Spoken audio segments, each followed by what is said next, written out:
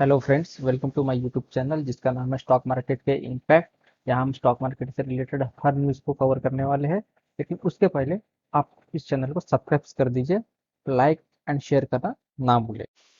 तो अब हम देखने वाले well first portfolio managers limited, ये जो नाम से कंपनी है, इसका भी फाइनेंशियल रिजल्ट आज 13 तारीख को अनाउंस हुआ है।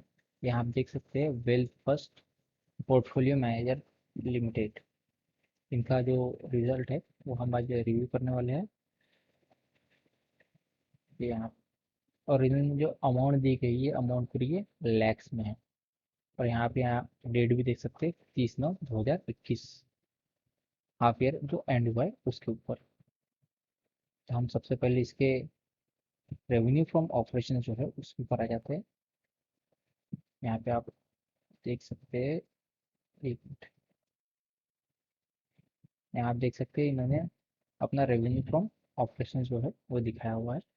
यहाँ इनका देखिए, ये टोटल इनकम, जो इनका टोटल इनकम है 759.05 इस क्वार्टर में है, और ये लास्ट क्वार्टर में 1111.16 इतना था। और उसके सेम क्वार्टर में लास्ट ईयर में ये 5,567.78 रुपये लैक्स इतना है। जो अमाउंट बता रहा हूँ ये पूरे लैक्स में है दोस्तों, ये ध्यान रखिएगा। अगर हम इसे कंपेयर करते हैं क्वार्टर ऑन क्वार्टर बेसिस पे, दोस्तों ये लगभग 50% से ज़्यादा इनका जो रेवेन्यू है वो गिरा हुआ है। और ईयर ऑन ईयर बेसिस अगर हम कंपेयर करते हैं तो थोड़ा बहुत ये अच्छा है। अगर हम इसके साथ हम कर 6 मंथ की अगर बात करते हैं, 6 मंथ का जो इनका पीरियड है उसके ऊपर हम देखते हैं, तो इन्होंने 1870.21 इतना जो रेवेन्यू है वो जनरेट किया हुआ है। और सेम क्वार्टर लास्ट ईयर में 1342.32 से इतना था। अगर हम इसे कंपेयर करते हैं तो ये 400 लाख, 400 लाख, 400 लाख रुपए इतने से इनका जो रेवेन्यू है वो इंक्रीज हुआ है। हम अगर इसके अगर एक्सपेंस एक्सपेंस की बात करते हैं तो यहाँ इन्होंने अपना एक्सपेंस दिया हुआ है, जो टोटल एक्सपेंस यहाँ दिया हुआ है इन्होंने, जो इस बार का इनका एक्सपेंडिचर हुआ है वो 217.88 लाख इतना हुआ है। और लास्ट क्वार्टर में ये 149.01 इतना था। और ये अगर सेम क्वार्टर लास्ट ईयर में 178.23 इतना था। अगर हम इसे क्वार्टर ऑन क्वार्टर बेसिस के ऊपर तरफ देखें तो ये जो इनका एक्सपेंस है ये बढ़ा हुआ है। और जो ईयर ऑन ईयर बेसिस के ऊपर भी इनका एक्सपेंस बढ़ा हुआ है।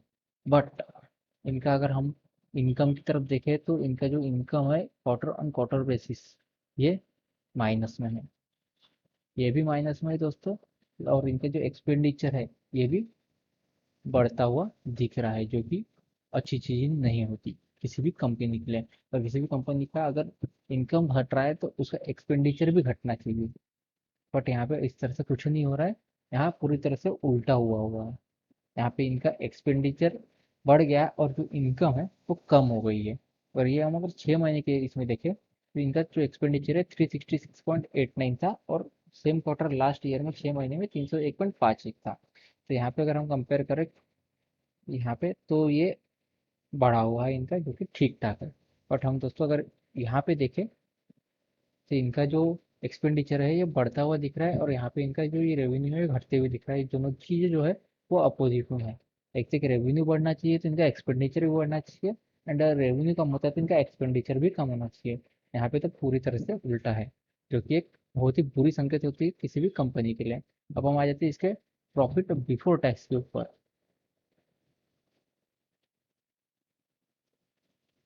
तो यहाँ आप देख सकते हैं प्रॉफिट बिफोर टैक्स, एक मिनट,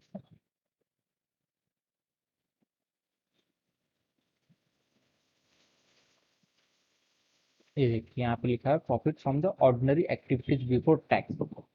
यहाँ पे टैक्स भरने के पहले इनका जो प्रॉफिट है वो 541.18 लैक्स इतना है। तो लास्ट क्वार्टर में 962.14 था, जो कि लास्ट क्वार्टर में वो 962.14 था।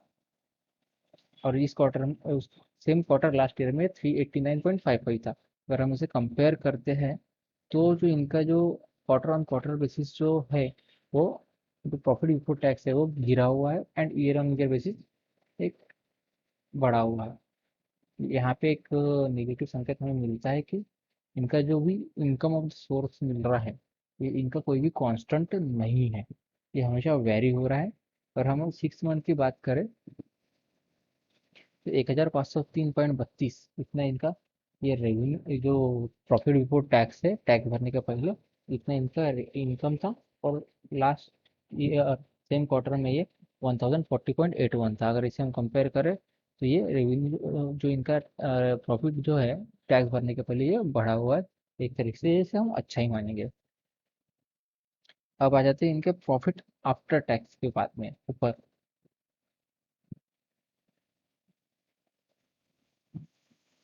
जो नेट प्रॉफिट या फिर जो इनके हाथ में जो मेन रकम आनी चाहिए उसके ऊपर।